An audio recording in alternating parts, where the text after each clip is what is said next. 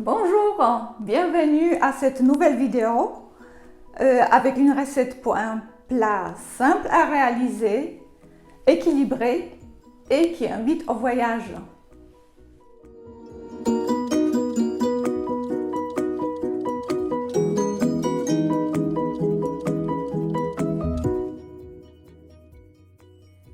J'ai dit un plat simple, mais j'ai pas dit rapide. Aujourd'hui, je vous montrerai comment je prépare une focaccia. Si le temps de préparation est court, 10 à 15 minutes, le temps de repos cumulé fera 1h30 à peu près. Les ingrédients sont 750 g de farine, 3 tasses d'eau tiède, 2-3 pommes de terre, 3 cuillères à soupe d'huile d'olive, 2 cuillères à café de sel, 7 g ou 3 cuillères à café de levure sèche. Pour la finition, pour les dessus, 50 ml d'huile d'olive, une poignée d'origan, une poignée de tomates séchées ou d'olives noires ou des tomates fraîches. Je commence par cuire les pommes de terre. Tout dépend de leur taille, 2 ou 3 pommes de terre. Et ensuite, quand elles sont refroidies, je les écrase.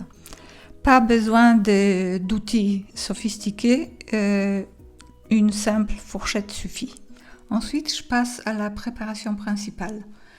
Je commence par tamiser la farine dans un grand saladier. J'y rajoute le sel. Je mélange tout.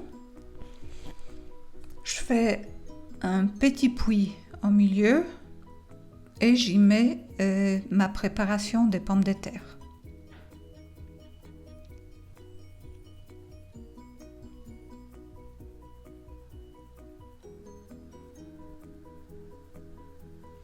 Ensuite, je rajoute une tasse d'eau tiède, légèrement tiède. Et je mélange avec une spatule en bois. Au début, on mélange avec la spatule pour éviter que ça colle complètement en main. Ensuite, je rajoute mes 3 cuillères d'huile d'olive. Et je termine par ajouter la levure sèche.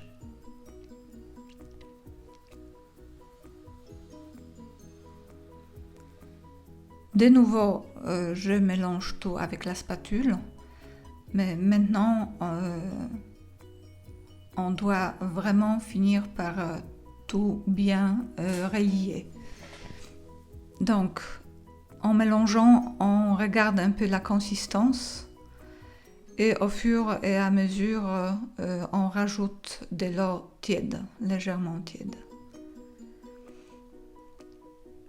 Quand ça commence à être un peu plus compact, on passe à le travailler à la main. Une fois que la pâte est lisse, légèrement humide et seulement légèrement collante, on la met sous les plastiques et sous les chiffons et on laisse reposer environ 1 heure. Après 1 heure de repos, elle devrait doubler de volume. Le temps de repos dépend de la température ambiante de l'endroit où vous mettez la pâte. Cela peut prendre 45 minutes à 1 heure ou même 1h10. Je passe ensuite à la préparation de la plaque de cuisson. Je l'huile. J'utilise une plaque de 50 cm de diamètre et de 3 cm de profondeur. J'étale ma pâte grossièrement. Ici, elle est assez ferme. Vous pouvez la faire un peu plus détendue, plus humide. Tout dépend de la quantité d'eau que vous rajoutez.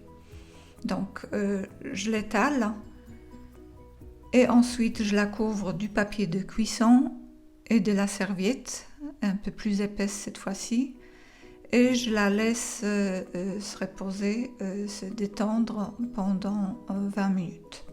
Pendant ce temps-là, je prépare ma préparation pour la finition du dessus. Je verse de l'huile d'olive dans une tasse et j'y rajoute de l'origan séché. Ensuite, je découpe mes tomates séchées. Cette fois-ci, je n'avais rien à la maison, rien d'autre que les tomates séchées. Normalement, j'aime bien y rajouter aussi des olives noires. Quand c'est la saison, on peut utiliser les tomates fraîches et les herbes fraîches. Et voilà ma pâte après 20 minutes de repos. On passe à la dernière étape. Donc, je huile mes doigts dans ma préparation d'huile et d'origan. Et ensuite, je fais de petits trous et encore de petits trous. Les doigts vraiment doivent transpercer la pâte, aller jusqu'au bout, jusqu'au fond, jusqu'à la plaque. Ensuite, j'y verse le reste de l'huile et je dispose mes tomates séchées. Je les pousse aussi bien dans la pâte. Le but n'est pas de les éparpiller par-dessus, mais vraiment de les insérer dans la pâte. Et ensuite, je laisse la pâte reposer, encore une fois, pendant 10 minutes. Pendant ce temps, je préchauffe le four à 180 degrés. Et quand on voit les petites bulles d'air apparaître, c'est le signe que la focaccia est prête à être enfournée. Donc je la mets à mi-hauteur dans le four à 180 degrés et je la laisse cuire pendant environ 20 minutes. Il faut le surveiller. Et voici les résultats. On adore. On l'utilise pour l'apéro, comme accompagnement pour les salades, comme la base des sandwichs. On l'utilise pour tout. N'oubliez pas de vous abonner. Bon appétit et à la prochaine fois.